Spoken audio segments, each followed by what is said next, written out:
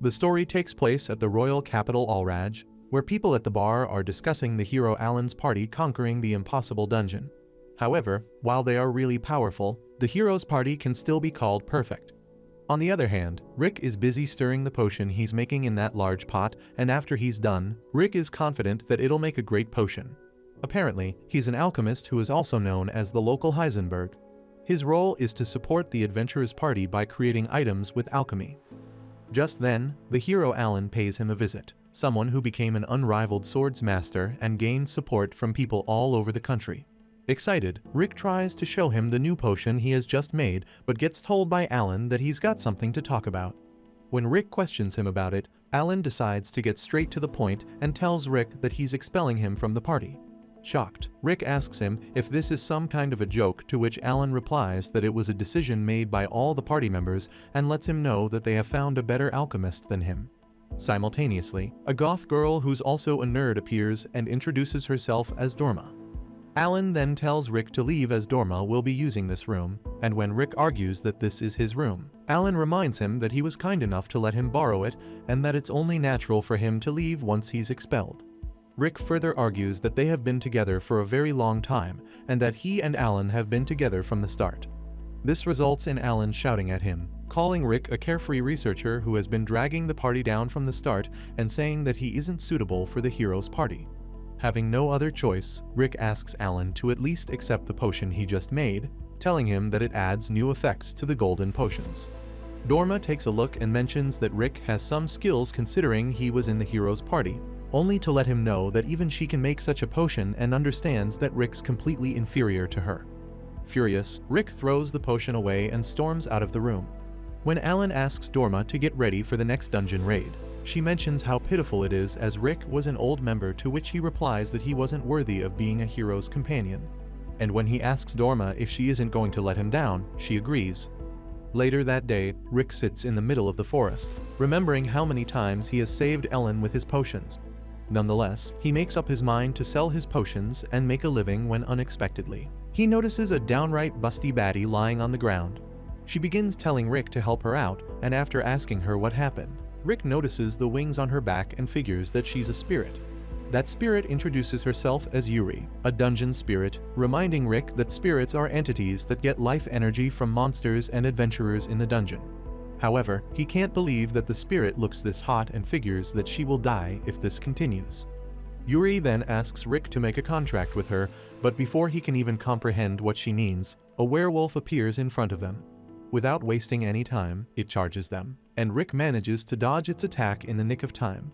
Knowing that it's hard for him to fight a werewolf on his own, he notices Yuri's worsening condition and ends up deciding to make a contract with Yuri. With that being said, the contract gets completed and an orb appears in front of them, consuming Rick and teleporting him to a strange-looking place. As he takes a look around himself in disbelief, Yuri informs him that the dungeon is now complete. He asks Yuri if she's alright and gets thanked for making a contract with her. But to their surprise, the werewolf got teleported alongside them, and Yuri hands Rick the dungeon catalog to fight the werewolf. Apparently, it will allow him to create a monster, as he's now the dungeon master who can control the dungeon in any way he wants. With that being said, Rick creates 5 monster eggs that start hatching, allowing the small goblins to emerge out of them. They instantly start attacking the werewolf and end up overpowering it. Meanwhile, Yuri informs Rick that she has been looking for a master for 9 years and that dungeon spirits die if they do not make a contact in 10 years after birth. Even though she's such a failure, she was really happy that Rick accepted her. Realizing that Yuri is the same as him, Rick reassures her that he will try his best to make a great dungeon. Excited, Yuri allows him to feel her jugs by giving him a tight hug, letting him know that she will listen to whatever he says and will be by his side for the rest of his life. She further mentions that her master won't lose to any adventurers, which comes as a surprise to him, and when he questions her about it, Yuri explains that once he becomes a dungeon master, he must fight off the attacking adventurers and monsters. First, he needs to prepare the dungeon for attacks, and reassures him that she will show him how to get started. Rick is now totally aware that he has become an enemy of humanity and will need to face Alan one day. Following that, Yuri lets him know that if it's her master's orders, she will do anything he wants with her. Even though all his wild kinks start clouding Rick's mind, he ends up using her help to make yet another potion. causing her to wonder what he will prepare with all these tools and substances. Afterward, he begins gawking at his new spirit companion and notices that aside from her wings, she looks just like an ordinary girl. Additionally, Rick wants to make sure he doesn't fall for her, and seeing her master lost in thought, Yuri comes a little too close to ask what's wrong. This ends up surprising him, making Rick fall onto the ground. In order to change the topic, Rick asks her about the dungeon points, and she informs him that it's the total amount of energy the dungeon has. He can make monsters and traps by using them in order to protect the dungeon. Rick then reads the catalog Yuri gave him and finds out that he can even make adventure items, which means there's a possibility of him making a new workshop, only to get told by Yuri that it's not allowed. A dungeon is essentially a being that absorbs life energy and converts it into dungeon points. Furthermore, it creates treasures to attack adventurers as well as aim for dungeon spirits' high life energy. This is why she wants him to create monsters and traps before using the dungeon points on his hobbies. As dungeon management starts with defense, that needs to be Rick's first priority, but currently, they only have 3 small goblins and 2 slimes. As they are the weakest rank, Rick questions if the monsters that come out of the eggs are totally random, to which Yuri replies that the chance of getting G-rank monsters 5 times in a row is 3%, and it all depends on luck. Furthermore, Yuri realizes that even though she wants to spend dungeon points to expand the dungeon, it's too risky right now, and remembers that the dungeon master can fight by themselves as well. But when Rick asks her if a twig-shaped fellow looks strong to her, she reassures him that even if he's weak, her feelings towards him will never change. Nonetheless, he continues reading the rest of the catalog and eventually gets an idea. Rick then asks Yuri if the monsters made with dungeon points listen to anything he says, and when she agrees, he asks her to prepare a few things for him. Back at the royal capital, Alan is pretty furious and gets told by his party member, Victor, to cheer up. He reminds Alan that everyone makes mistakes from time to time. But he totally ignores him and questions their party's mage, Matilda, the reason she used thunder magic on the monster instead of fire when it's their weakness. Matilda apologizes, saying that she panicked, and Alan then confronts the martial artist, Fitz, why he defeated a different enemy than the one he said, to which Fitz replies that he thought that one was better. Lastly, he lets Dorma know that she's been awful since she joined, and everything from support time to item stocking has been bad. When she fails to give him a proper answer, Alan yells at him, saying that he thought the party would be perfect after that incompetent fool left.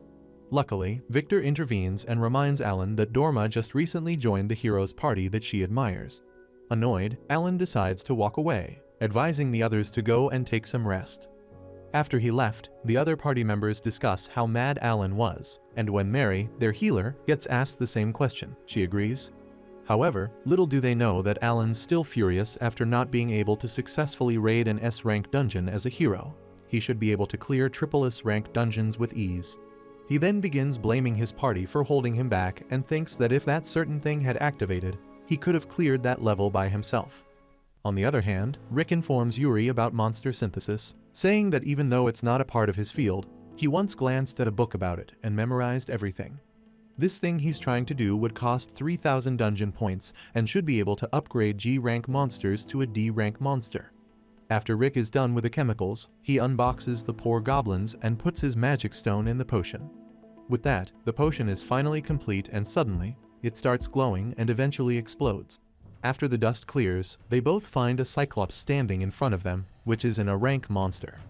Rick begins to wonder if it would listen to him, and when he asks the cyclops to sit, it does without causing any problem. Furthermore, Rick remembers that the summon rate of cyclops is less than 2% and how it's 6 ranks above the goblin. It shouldn't have normally appeared.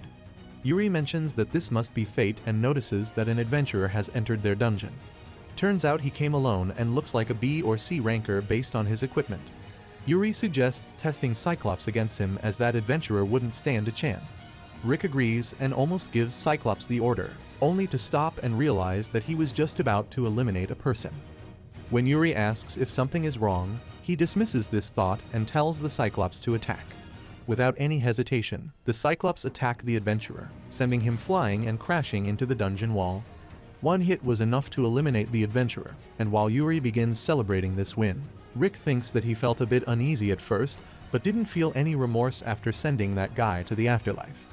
Later, Rick manages to hatch a G-rank slime, kobold, goblin, and an F-rank hobgoblin. Seeing this makes him realize that he has some pretty bad luck.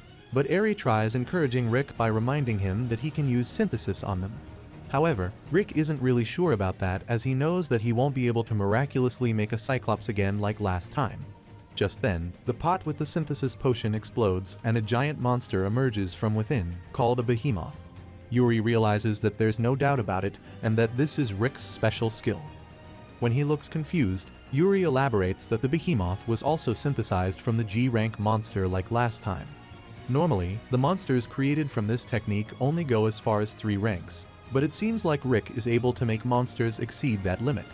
Rick gets shocked and can't believe that he has such an amazing skill, to which Yuri replies that everyone has their own areas where their skill shines and that being a dungeon master might be his destiny. This makes Rick excited, and he suggests working on the next synthesis right away.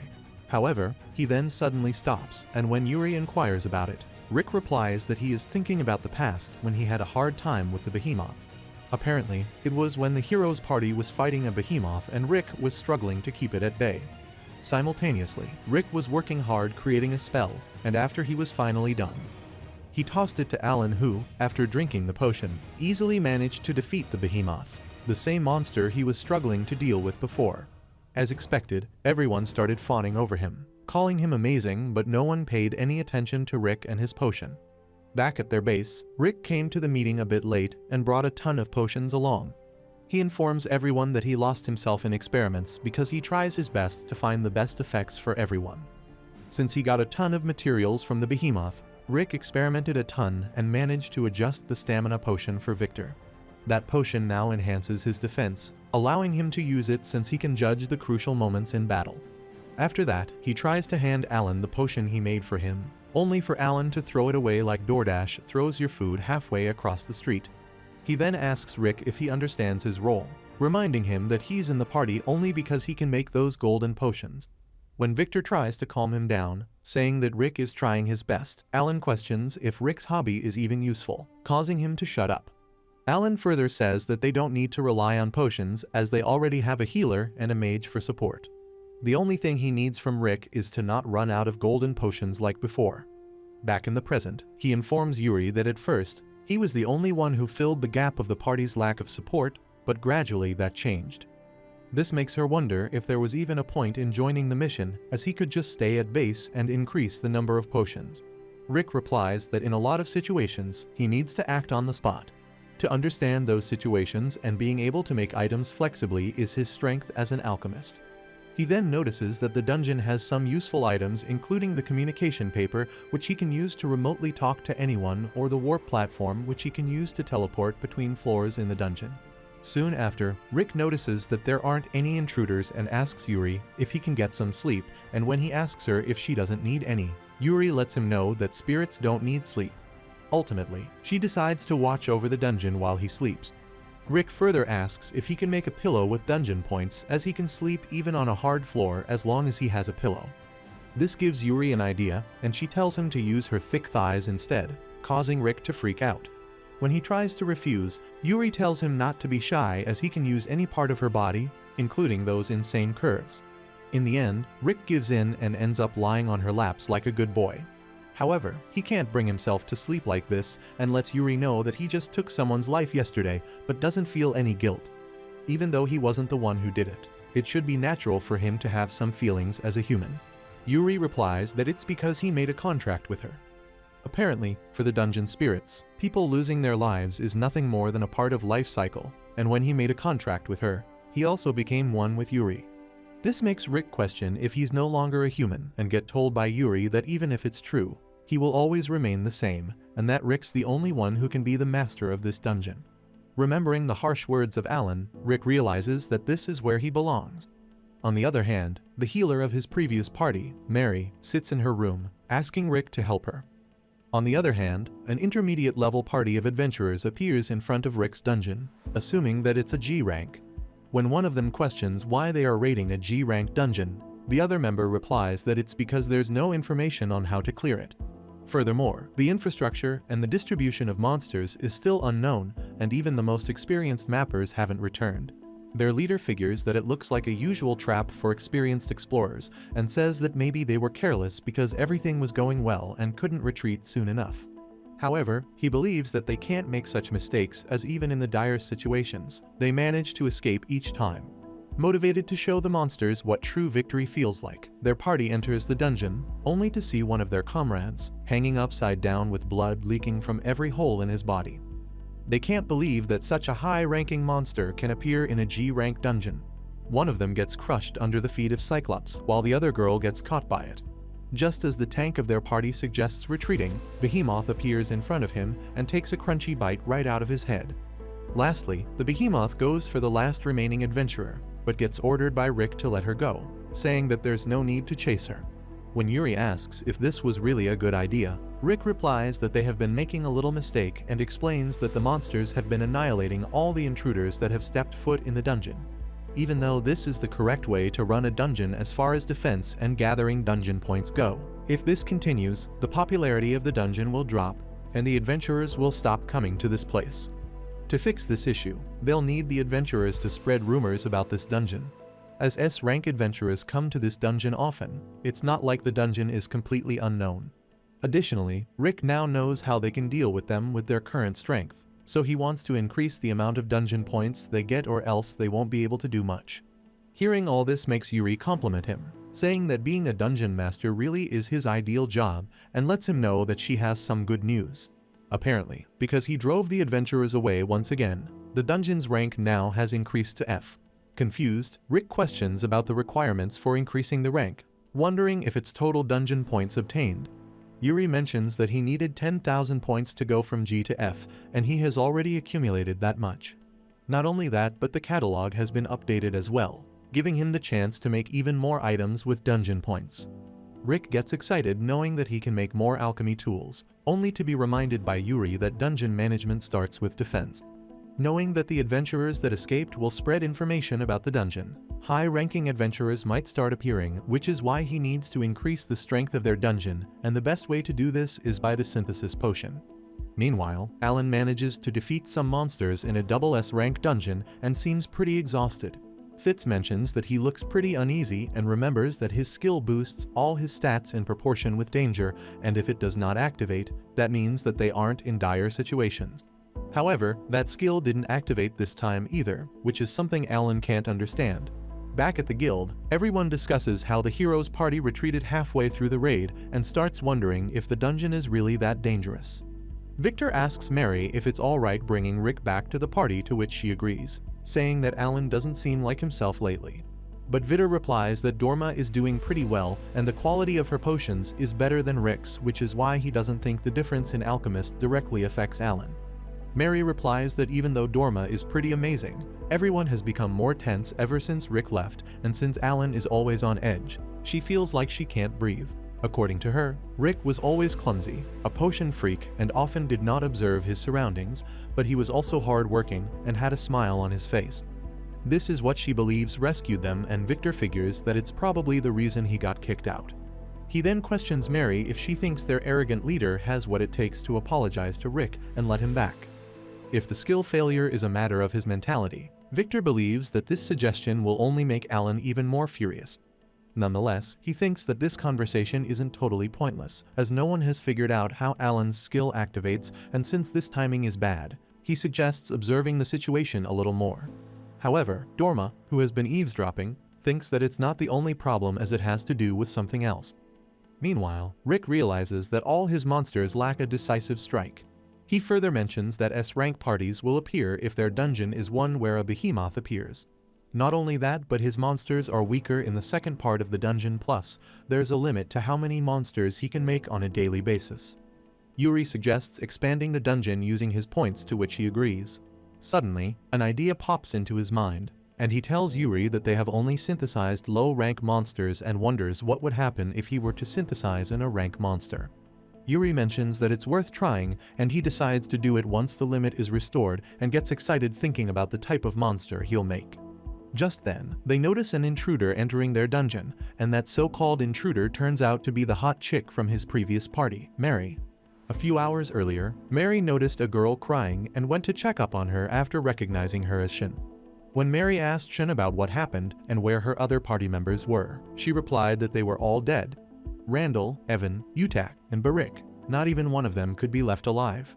Shin further told Mary about the new dungeon in the woods, saying that they went to check it out as it hadn't been discovered yet, and no one knew what was inside. Mary then heard the others talking about how Randall's party was known for their solid strategy, which was why they couldn't believe how they checked out of life so easily, even though it was a G-rank dungeon. Mary, trying to make Shin feel better, mentions that at least she didn't lose her life, which was a blessing in disguise, to which Shin replies that she should have died, but for some reason, the monsters let her live on purpose. Not only was the rank of the monsters in that dungeon strange, but they all moved like some master was pulling their strings from behind. The fact that she was allowed to live couldn't sit right with Shin, but the others didn't believe Shin that easily. Hearing about all the things Shin talked about alongside the fact that the dungeon was discovered a month ago made Mary think of Rick. She apologized to Shin, asking her to tell her a bit more about that undiscovered dungeon. This all led Mary to where she currently is, inside that dungeon. Rick, seeing her through the crystal ball, can't figure out why she's at the dungeon alone, and when Yuri asks if he knows her, Rick replies that she is the healer from the party he was at before. Before long, Mary starts shouting Rick's name, asking if he's at the dungeon and if he can see her. When she tells Rick to show himself, the cyclops appear in front of her, freaking her out. Yuri, thinking that Rick might turn her into minced meat, questions his actions. He lets her know that he wishes to talk to Mary. After that, the cyclops grabs Mary, trying his best not to hurt her delicate body, and walks to the room where Rick is present. After the cyclops opens his hands, Mary notices Rick standing in front of her along with Yuri. She realizes that it really is Rick, and he was the one pulling the strings this whole time. Mary then mentions that she studied dungeon structure at the academy, and instantly figured that the baddie next to Rick was a dungeon spirit. Additionally, the fact that the dungeon was discovered around the same time when Rick left and only someone as twisted as him would come up with the idea of leaving only one person alive made her realize that he was the master. Rick gets excited hearing that Shin got back safely, only to be told by Mary that it's no good, asking if he even knows what he's doing.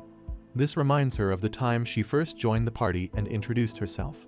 Rick told her not to be so formal, while Alan mentioned that now they had a girl amongst them as it was getting frustrating for him, always surrounded by gross sweaty men. He further said that Rick's little potions would have to go, to which he replied, "One who's always prepared is always protected." Nonetheless, he then introduced himself to Mary. Later at a B-rank dungeon, Rick mentioned that the next floor would be the boss room, and when Victor suggested taking a break before heading further, Alan told him not to call the shots. Furthermore, he told Mary to use the recovery skill and Rick to make some golden potions if he had nothing better to do. While taking a break, Victor mentioned that Mary was making their lives a lot easier for them, and Alan added that Rick had only been waiting for instructions just because he had one less role to fill. This made Victor remind him that they still rely on his potion for countermeasures and buffs. Hearing this made Mary go up to Rick, asking if he were okay, and both Victor and Alan were always so hard on him. She was worried as her role of a healer was making things even worse for him. This made Rick laugh, and he told her not to worry about it, as if she's worried about a waste of oxygen like him, she wouldn't be able to do her best to heal others. With a smile on her face, she thanked Rick and told him that he was way too kind. Rick further added that he wanted to continue doing his research in a comfortable environment and appreciated the chance to make new discoveries. Which is why the harder Mary worked, the less work was left for him, which gave him more time to focus on his research. So, in the end, he liked how things were going right now. As he left to give the golden potion to Alan, Mary figured that she wanted to help Rick but was helped by him instead. Back in the present, Rick tells Mary that he hasn't changed and that he's still doing research by synthesizing monsters. This makes Mary question how he could turn against humanity and if that cunning spirit is taking advantage of his anger against Alan. Rick replies that he isn't angry at Alan for kicking him out, saying that he isn't a bad person, and it was his choice to do so. If anything, Alan actually helped him, as thanks to him, Rick found a place where he could showcase his talents. If that means going against someone else's beliefs, he'd gladly do so, even if that person is Ellen. Mary lets him know that she wants him back and gets told by Rick that he isn't kind enough to give up his new life just for her. After she left, Yuri mentions that it's not kind to make a girl cry, to which he replies that it doesn't matter after he had eliminated all those adventurers. As he's the dungeon master, he has decided to do everything in his power to protect this place. Later that day, Yuri looks a bit annoyed, and when Rick asks if he has done something wrong, she tells him not to worry about it. Furthermore, she wonders what kind of freaky relationship he has with Mary and makes sure to let him know that it's not like she cares. Rick mentions that he doesn't have the kind of relationship she's referring to, as he and Mary were just party members. Yuri figures that they must be good friends considering how she went through the trouble of chasing him down. However, Rick isn't so sure about that, as according to him, Mary was kind to everyone. Additionally, Rick lets her know that he has confirmed that his skill will activate at the end of the day and tells Yuri that he would be happy if she could help him out with the preparations. This makes Yuri comment on how it's been so long since she made a contract with the master, but she still doesn't know what kind of adventures he had before meeting her and the kind of people he was around. Before he even gets the chance to reply, Yuri lets him know that it's not uncommon for couples to get excited after a few months of dating, only to later become disillusioned by each other's shortcomings and eventually grow apart. Rick replies by saying that while a loner like him doesn't know much about a married couple, the two of them have a codependent relationship and they are in this together. This is why he believes that the two of them should get to know each other a little better, as they have plenty of time to take care of this issue. Yuri eventually gives in and, after giving him a hug, tells Rick that she was just jealous. With that being said, Rick suggests synthesizing the rank monsters for now, while on the other hand, Alan and Victor are busy practicing with each other. He is furious due to his skill not activating once again and thinks how something so pathetic should not be possible, as he's the hero recognized by the king and always has been undefeated. He believes that he's not the kind of person who fears death, while all his party members are cowards who were scared to even look him in the eye. Ultimately, he ends up defeating Victor by disarming him, causing Victor to surrender and telling Alan that he should calm down a bit, saying that he's not going to get back on track being on edge all day. Just then, Matilda comes running and informs the two of them that Mary is gone. She is worried, as Mary has never left her room without informing her prior. But Alan tells her to forget about Mary, as there are a lot of healers out there as good as her. However, Fitz argues that there are no substitutions and questions about what kind of person would get on a sinking ship. When Alan asks if he has something to say, Fitz mentions that he doubts Alan would be able to successfully raid a triple-S rank dungeon, let alone unite another party in the future. This makes Alan wonder if Fitz only joined the party because he wanted to play friends. Fitz replies that there's always someone who can take his place, but the same goes for Alan as well. Apparently, the title of hero is given by the king to a handful of adventurers whose strength goes far and beyond the standard, but depending on the results, the king can easily replace the hero as well. Due to this, Alan is the one who's in the most trouble right now. Just before he goes off on him, Mary appears and apologizes for being away. Matilda mentions how worried she was about her, to which Mary replies that she was out collecting some Zaza. Alan also tells Mary that she saved him the trouble of looking for a replacement and tells everyone to get ready for the next mission. Meanwhile, Rick prepares to synthesize the monsters and mentions how troublesome the dismantling process is for rankers. While he lets Cyclops take care of this part, he suggests expanding the dungeon, as the dismantling might take longer than usual. Following that, Yuri questions how Rick first joined the hero's party, to which he replies that a traveling fortune teller told him a prophecy that he must leave the village and join Alan's party. Even though it was a bit stupid to believe him, Rick couldn't resist the temptation, as he was an alchemist who wanted to save the world. This makes Yuri surprised that Alan even accepted him, and Rick replies that Alan wasn't that arrogant back then. Elsewhere, the hero's party is at an S-rank dungeon where Victor notices that Alan's ability is not activated yet again. Additionally, he is aware that none of the party members are coordinated, because of which Fitz suggests retreating. But when Alan tells him to go back alone if he wants, Fitz argues that they can't take on a dungeon master in their current state and doubts that they would even make it out alive.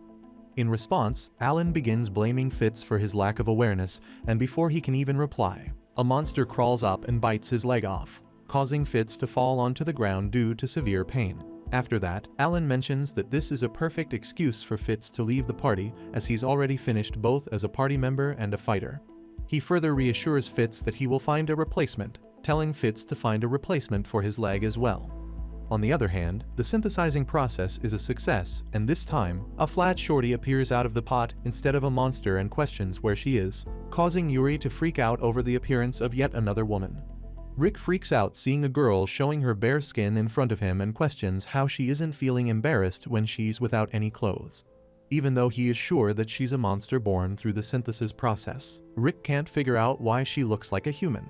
Yuri instantly covers his eyes, telling him not to look at her like he's about to eat her. Just then, clothes start appearing out of nowhere and eventually cover her whole body, making Rick wonder how she did that and what kind of monster that girl even is. She then questions who Rick is, and after introducing himself, he informs her that he's the alchemist who created her. After hearing this, she looks at herself and begins to panic, asking what she is and why she is here. Not only that, but she also starts questioning her surroundings and why she has got consciousness out of nowhere. While Rick looks at her in shock, Yuri explains that normally, dungeon monsters don't have ego because they absolutely obey their master, but if Rick's skill transcends that logic, he might have created a new life with a new self. After that, that girl calls out Rick's name, saying that he must be God because he created her, and asks him the purpose for her existence. However, before Rick can even reply, that girl shifts her attention to Yuri and asks her the same question. Yuri confidently explains that she is the dungeon spirit who made this dungeon together with Rick, and she exists for no other reason than to devote herself to her master. While she stares at her in silence, Yuri begins jumping all around her, asking if she's satisfied with her answer. But to her surprise, she ends up grabbing Yuri's shirt and exposing those giant racks of hers, causing Rick to get as red as a tomato. Yuri instantly backs off, asking what she's doing, to which that girl replies that she was kind of pissed. Afterward, Yuri looks at Rick and asks if he saw something, and while covering his eyes, he reassures her that he didn't. However, Yuri doesn't buy this, saying that it's written all over his face and how she was gatekeeping the view of her divine cups for their first night. Furthermore, Yuri decides to take it all off so Rick can see everything once and for all, while that girl can't figure out the commotion as it was just a piece of cloth. Nonetheless, Rick gets back to the topic of her not understanding her reason for existence and lets her know that he was just like her once. He wasn't sure about what he was capable of until he came to the dungeon, met Yuri, and created this dungeon. It was only then that he realized that he belonged to the dungeons. This is why Rick believes that she will eventually understand who she is, and for the time being she can call this dungeon her home. Lastly, he greets her with a smile on her face, and she agrees to shake his hand with a slight blush on her face. Now that everything is settled, she decides to honor Rick with all her respect and call him her father. She believes that it's only natural as he created her and should treat her as if she were his child. After he agrees to become her daddy, that girl then asks Yuri if she can call her mother, as she thought it would only be fair to call her that. With a big grin on her face, Yuri instantly agrees and mentions that they are like one family, thanking her for being so understanding. Following that, she asks about her name, one that is appropriate for her. Rick instantly gets a name in mind and decides to call her Cruz. He further comments that he got it from a homunculus dwarf in the flask, found in the Golden Age literature. Just then, Cruz notices something in the crystal ball, and after apologizing for interrupting his explanation of the origin of her name, asks if they should be worried about what's shown in the ball. The both of them freak out seeing Cyclops defeated by an adventurer, making Rick mention how it's a bit early for these strong people to enter his dungeon. Yuri also adds that the path they are taking is newly created, and there aren't many traps placed there. Rick begins to panic and starts planning to call all the other strong monsters when Cruz interrupts, asking if she should eliminate those humans. Both of them look at her in surprise as Cruz confidently says that she can handle them on her own. The adventurers notice her coming and decide not to be deceived by her appearance, and before they can even finish their sentence, Cruz beheads them with her bare hands. As the remaining two look at her in shock, Cruz mentions that they are more fragile than she thought. Elsewhere, the king talks about how the hero has been lazing out lately and says that he has failed to raid a dungeon about 7 times this month. He then suggests giving him some money and seeing what he does, to which his assistant replies that they can't ignore his past achievements. This made the king decide to give Alan one last chance by sending him to the dungeon that has been growing at a rapid pace. He has also heard that there are monsters that don't match the dungeon's rank, which makes it a test worthy for their hero. On the other hand, Cruz easily manages to take down all the adventurers, and at this point, Rick notices that Cruz is a natural-born vampire, someone called a true ancestor with a double S rank. He also believes that if they have her, their dungeon might be able to give that hero a hard time. As the days continue passing by, Cruz keeps eliminating all the intruders with ease, and because of her, they have accumulated a lot of dungeon points, allowing them to make their very own residency. Not only that, but Rick also managed to make himself a new laboratory with all the tools he could never imagine owning while he was in Alan's party. He then notices that Yuri looks troubled and figures that it is because he has been using all the dungeon points for his hobbies. While he's aware that the rank of adventurers has been getting higher, Rick is confident that Cruz should be able to handle them. However, this is the exact thing Yuri is worried about, as she believes that the defense apart from Cruz should be solid because that's a lot to ask of Cruz. Rick replies by saying that he isn't forcing her to do anything, and Cruz is always eager to go out on missions. Cruz also adds that she has had the pleasure of meeting many strong adventurers, but to them, dealing with them was like child's play. Hearing this makes Yuri realize that she must be overthinking it. On the other hand, a jolly dude named Albert joins Alan's party, saying that it's an honor for him to be directly under Alan. Victor figures that Alan must have paid a fortune to bring him aboard and wonders how long this newcomer will even last. Albert then mentions how the hero's party hasn't been doing well lately and says that his appearance might bring some fresh air into the party. Just then, Alan shuts him down and lets Albert know that in this party, actions speak louder than words. He further adds that they will be raiding the next dungeon tomorrow, telling Albert that he'll need all his strength tomorrow.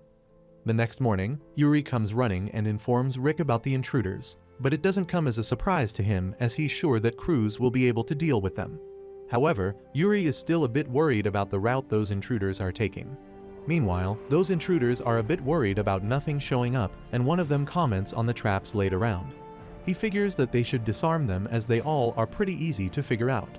One of the adventurers asks the baddie of their party for the golden potion, saying that he needs it because they are in this dungeon. Just then, Cruz appears in front of them and without wasting any time, attacks the guy who drank the golden potion. She suggests letting her enjoy it a bit as it'll be boring if they all die too fast. The girl then throws a potion at Cruz which acts as a flashbang and temporarily blinds Cruz. Furthermore, the other adventurer hits her with an earth magic spell, making Cruz even more annoyed. This results in her using one of her spells, causing her to disappear and reappear behind them. But just then, an explosion occurs and that guy notices that Cruz has been willingly running into traps.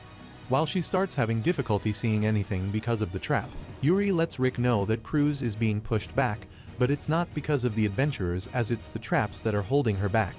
As she's blinded, the adventurers decide to make a run for it as they can't defeat Cruz anyway, which makes Rick realize that if they get past Cruz, they'll come directly into the room they are in. Even though they have set a bunch of random traps along the way, Rick is aware that it won't be enough to stop them. This makes him realize that he has been relying on Cruz a bit too much when unexpectedly, the Cyclops point at something.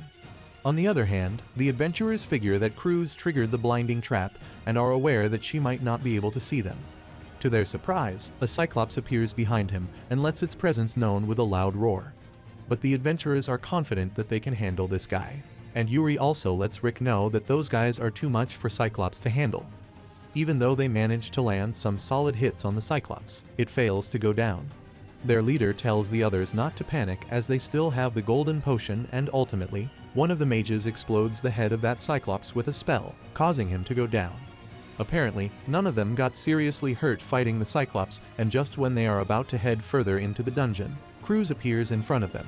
The leader notices that her blindness hasn't worn off yet, and in a split second, she sends one of their teammates flying and crashing into the wall. Cruz then mentions that it stinks, and the adventurers figure out that while it's very distinct, she can smell the blood of Cyclops on them. After that, she deals with the rest of them by slashing their throats and compliments Cyclops for being so sturdy. She further adds that it saved her life and thanks it for the help. Meanwhile, Rick realizes that he was wrong and becomes aware that it's ultimately his decision to utilize or discard his allies' powers. He regrets not using his own judgment and instead relying on his strong allies. However, Yuri reassures him that it's not wrong to rely on others' strength as being the dungeon master. Rick has his own strengths. Elsewhere, Albert runs for his life, wondering if Alan is out of his mind for charging into a flock of cicatrices, as it's something now even a newbie would do. Suddenly, he notices that he has lost track of the rest of his party and begins calling out their names. But to his surprise, all this noise ends up attracting the monsters instead. Meanwhile, Alan mentions that he saw the cicatrices heading to the way Albert ran off to, and when Dorma questions if they should go back and look for him, Alan replies that while he's attracting all the monsters, they should go ahead. Before Victor gets the chance to confront him, Mary informs everyone that Matilda is on the ground, breathing heavily. When asked what's wrong, Mary replies that she suddenly started experiencing a sudden wave of pain.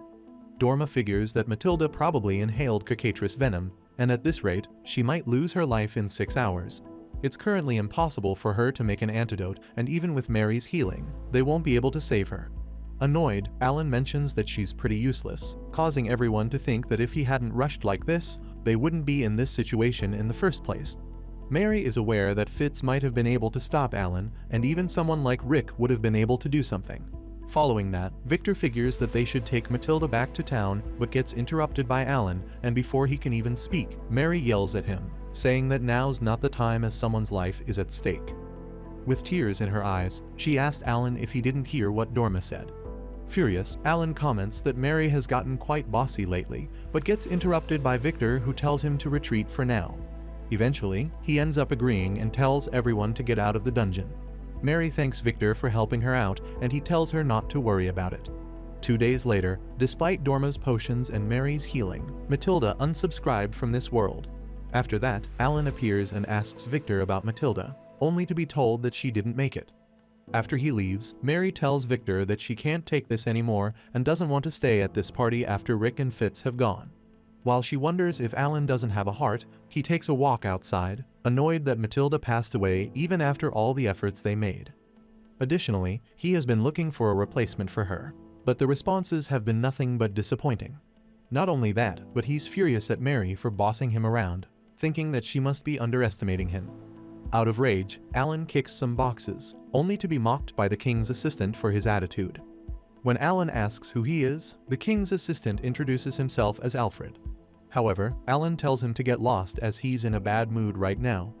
Alfred mentions that it's a shame as he came to deliver a letter from the king himself. Back at their residence, Alfred explains that their recent dungeon failures have crossed the threshold of tolerance, and that the Senate is thinking of revoking his title of hero. Alfred further adds that because Alan's past achievements can't be ignored, they have decided to let Alan conquer a couple of dungeons to resolve this issue, starting with the dungeon that everyone has been talking about.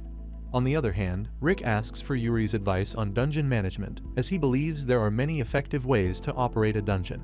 While the catalog has a lot more options now, he is still lost about what his next step should be. As expected, Yuri gets overjoyed due to the fact that Rick is relying on her and promises to do her best to help him out. Apparently, she visited many places before meeting Rick, because of which she's pretty knowledgeable.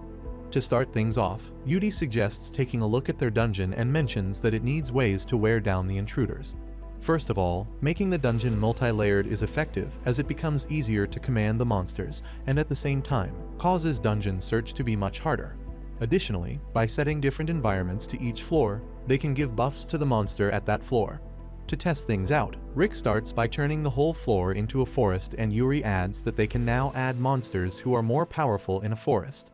This makes Rick question if the dungeon point consumption is alright. Excited, Yuri reveals that they have accumulated 25,000 points, due to which their dungeon is now an E-rank dungeon. Currently, the total cost including dungeon expansion, floor changes, and field changes is around 14,000 points. However, he doesn't need to worry, as according to Yuri, the E-rank dungeon provides facilities that automatically generate dungeon points. Simultaneously, Cruz and the monsters notice the two of them having a lively discussion, and as she doesn't understand anything regarding dungeon management, Cruz suggests focusing on their training for now. While Yuri advises them not to work too hard, Rick notices that challenging himself with new things seems to suit his nature. This reminds him of the fortune teller that gave him a letter, complimenting his talent and asking him to go and meet a certain man. Elsewhere, Alan lets Alfred know that he can still do his job as a hero, only to be told by Alfred that it doesn't only concern Alan but the entire nation. However, seeing that Alan is still not understanding, Alfred asks Master Albert to step forward. Albert mentions that flexibility is one of the virtues of youth, and just by looking at him once, Alan remembers him as the man who sent Rick to join the hero's party, in other words, the fortune teller. He then mentions that it's been quite a while since he met Alan, to which Alan replies that he has always been the same, but on the other hand, Alfred still looks like a corpse walking on land. Mary, confused, questions who he is, and Victor figures that it's her first time meeting him. He then explains that his name is Albert Grace, an alchemist who resides at the royal court as a royal advisor, and as a hobby, he scouts promising young adventurers. Apparently, Alfred has always been present whenever the nation faced critical moments, and the reason Alan kept Rick in the party despite not liking him much was because of the old man. Alfred was the reason Rick was accepted to the hero's party in the first place. Judging by how things are, Victor figures that Alfred must have brought Rick in to make Alan say yes. Following that, Alfred questions Alan about Rick and what happened to him, reminding Alan that it was due to this old fart that he was forced to keep that useless mutt around. Nonetheless, Alan lets Alfred know that he has kicked Rick out of the party, as he hadn't accomplished a single noticeable thing. He further asks if the potential of Rick Alfred talked about was useful, as they didn't have the time to waste evaluating him. Furthermore, he believes that it would be troublesome if they got dragged into his indulgence.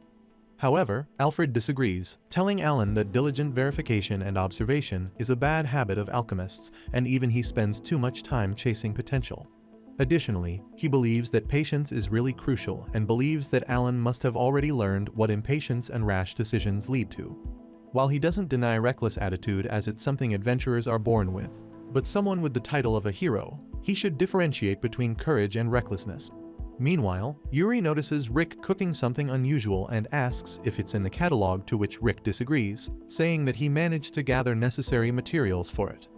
He then explains it to her by imagining a scenario where adventurers are about to defeat the dungeon master in the deepest chamber, but they are nearly out of supplies. The best choice in that situation would be to turn back, but people don't usually think that rationally. First of all, the dungeon structure could be changed on their way back. Not only that, but adventurers don't seem to be a united front, as competition and sabotaging between parties are everyday occurrences. They believe that some other party might steal their achievements if they head back, and, in this situation, they can only move forward even if it's pretty reckless. At that point, even if they win, they might lose their comrades, and some might even suffer serious injuries. This is where the golden potion he's making comes in. Seeing it reminds Yuri that the adventurers who invaded the other day also drank the golden potion. To start things off, Rick decides to first heal the Cyclops, and then asks Cruz to fight the Cyclops with all seriousness. She asks if he's sure, as she might accidentally eliminate him in the heat of the moment, to which Rick replies that it's fine, which sends cold sweat down the Cyclops' rice cakes. Furthermore, as a handicap, he will make the Cyclops drink a golden potion, and when asked Cruz if she's alright with it, she questions if that little bottle can even be called a handicap.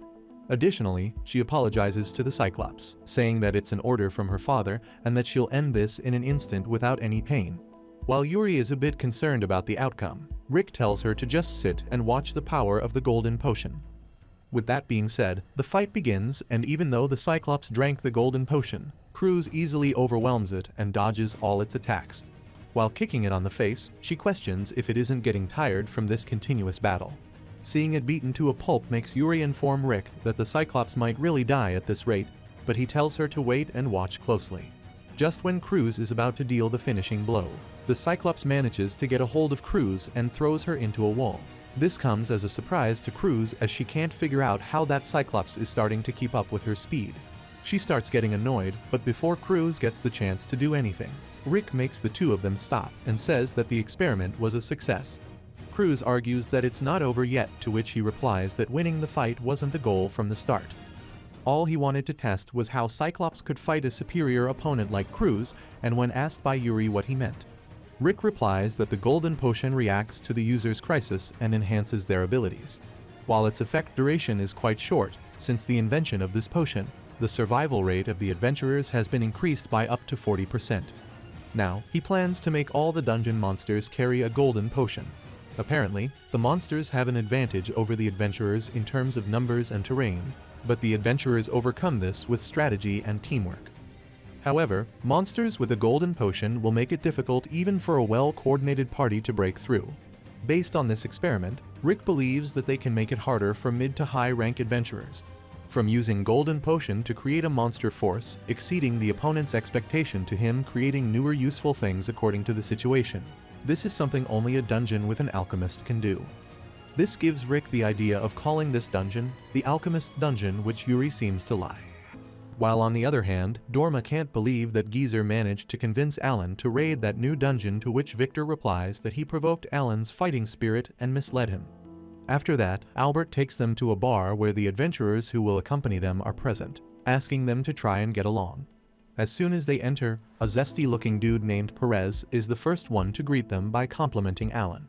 After that, a busty beauty named Seeger introduces herself as a recovery mage, letting Alan know that she has no intention of getting overly familiar. Lastly, Alan notices another guy sitting nearby who introduces himself as Tony, saying that he never thought he'd get the chance to team up with Alan. His heart is currently filled with both excitement and disappointment as he can't understand why the hero would be cornered to the point where he'd need to team up with them. Furious, Alan takes out his sword, but Tony easily blocks the attack, reassuring Alan that he would take the hero's burden. But Alan lets him know that someone stuck at S rank has no right to measure him. Soon after, Alfred returns, and Tony mentions that he has brought one more person along who will be here soon. A few hours earlier, both Rick and Yuri are shocked to see the adventurer invading their dungeon as his speed is too fast for even the crystal ball to capture. He easily takes care of the mediocre monsters and mentions that the dungeon doesn't seem overly elaborate. His name is Lees, an assassin class, a rank adventurer. Rick realizes that he can't restrain him with even that many monsters, while Lees easily dodges all those monsters while enjoying himself. Rick further notices Lees isn't looking to counterattack at all, making him wonder what that adventurer is thinking. After messing around for a while, he understands the types of monsters in this dungeon, and decides to take his leave for now. With that being said, he disappears out of their sight, causing Cruz to get furious as she's sure that she would have easily dealt with him.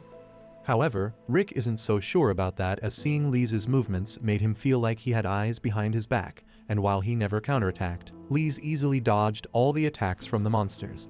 Even for someone like Cruz, the odds of winning would have been like 50-50. Additionally, Rick believes that Lees' goal wasn't an attack but reconnaissance. If that's the case, then the fact that their trump card, Cruz, has been exposed is the biggest blow. If adventurers of that class start attacking from now on, then that means Rick will need to reconsider the structure of his dungeon from the ground up. On the other hand, Cruz explains everything regarding the dungeon he experienced, apart from the deepest floors. Dorma questions why he scouts in advance, to which Lees replies that there are various reasons, and one of them is because this dungeon is the hardest to read among the current targets. Apparently, once a dungeon reaches a certain level, they all start taking similar structures, but this particular dungeon is still in the middle of trial and error, which makes it pretty hard to plan against. This dungeon's unpredictability makes it hard to counter, and judging from the damage suffered by failed parties makes it feels like it's operated in a very experimental way. Lees also believes that the dungeon master seems to have quite a personality, and is aware that they most probably knew that he was there to scout the place, and bets that the structure will be changed once they go back. This makes Alan mention that Lees scouting the dungeon was completely useless, but gets told by Lees that they didn't want information about the dungeon structure, but the habits of the dungeon master running it, their quirks and their personality. If they understand it, no matter how the dungeon layout is changed, they'll be able to predict it to some extent.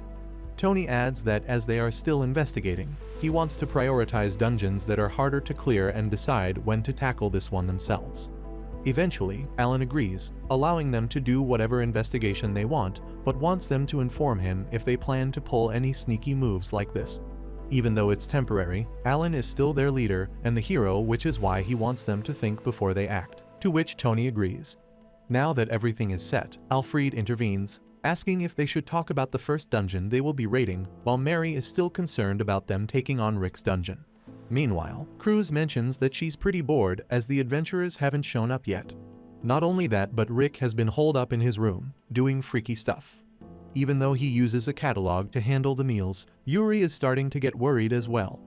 At some point, Cruz mentions that she can't take it anymore and decides to let off some steam by beating the life of some monsters, but before that, she wants to drag Rick out of his room.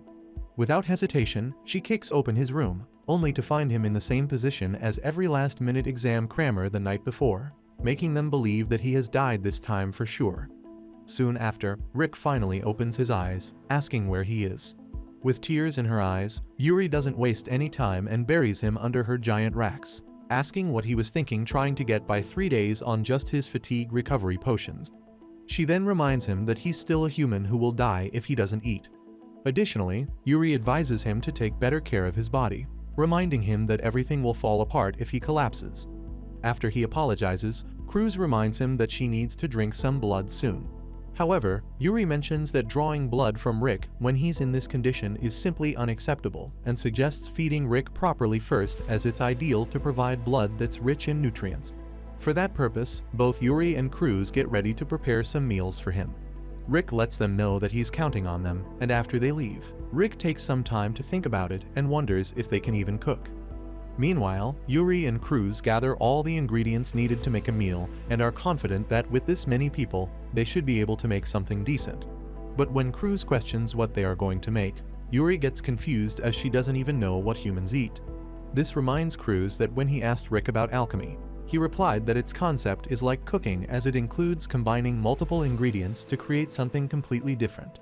Hearing his explanation made Cruz believe that alchemy is cooking and cooking is alchemy, so if they use Rick's alchemy tools, they should be able to make something delicious.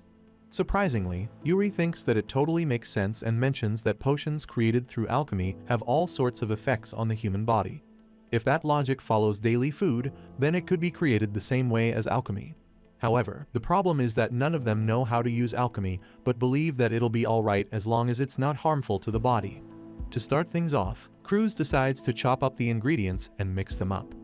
She tells everyone to imitate what they see and is confident that it'll work. After they put all the ingredients in the giant pot, Yuri lights it up with fire but gets told by Cruz that at this rate, Rick's stomach will die before the dish is even ready. To deal with this problem, she brings out Wyvern, thinking that the dish should be ready with 3 minutes of super high heat. With that being said, Wyvern lights up the pot using its fire breath, which causes explosions and shockwaves to be sent through the room. After checking the pot, Cruz realizes that all the content has evaporated, while Yuri mentions that just inhaling the steam is making her feel strange. Following that, a cyclops brings some rock salt, which reminds Yuri that it's actually essential for the body. The cyclops then crushes it with his hand and drops it into the pot, salt bee style. Now that the dish has taken shape, the remaining issue is the taste. Cruz decides to taste it out by feeding it to a goblin, but after chewing it for a moment, the goblin's head explodes, making them believe that it's a total failure. But knowing that alchemy is all about trial and error, Cruz decides to try again, but the goblin's head keeps on exploding again and again, eventually causing a shortage of goblins in their dungeon. Later that day, the two of them appear in front of Rick, rocking completely different hairstyles thanks to all the explosions, only to be told by Rick to clean up the mess they made. Do you think Rick will be able to deal with Alan's party? Comment dungeon if you'd like a part 2 of this series. As usual, thank you for tuning in and we'll catch you in the next one.